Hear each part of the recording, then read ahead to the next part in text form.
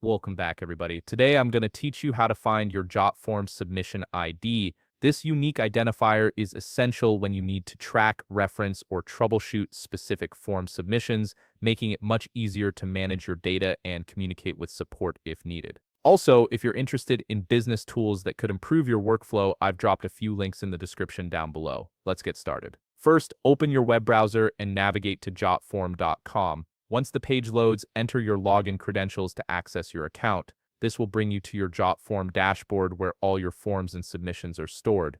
Now look towards the upper left corner of the page where you'll see an option labeled My Workspace. Click on it to proceed.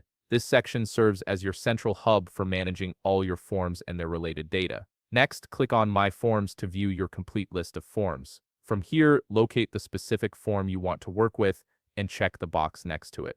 Once you've selected your form, look at the top of the page and click on Submissions. This will take you to where all the responses for that particular form are stored. You'll now be viewing your submissions in Jotform tables, which is their organized data view format. To reveal the submission ID column, click on Columns in the upper right corner of the table. This will open up a menu that allows you to customize which columns are visible in your table view. In the Show/Hide Columns list that appears, scroll through the available options until you find Submission ID. Click the switch next to it to turn this column on. Give it a moment to update and refresh your table view. Once enabled, look for the new Submission ID column that now appears in your table. This column displays the unique identifier for each form submission, making it easy to reference specific entries. To view a specific submission in detail, click on any row in the table. This will open up that particular entry and you'll be able to see its value under the Submission ID column clearly displayed. Finally, if you need to use this Submission ID elsewhere, perhaps for support requests or record keeping,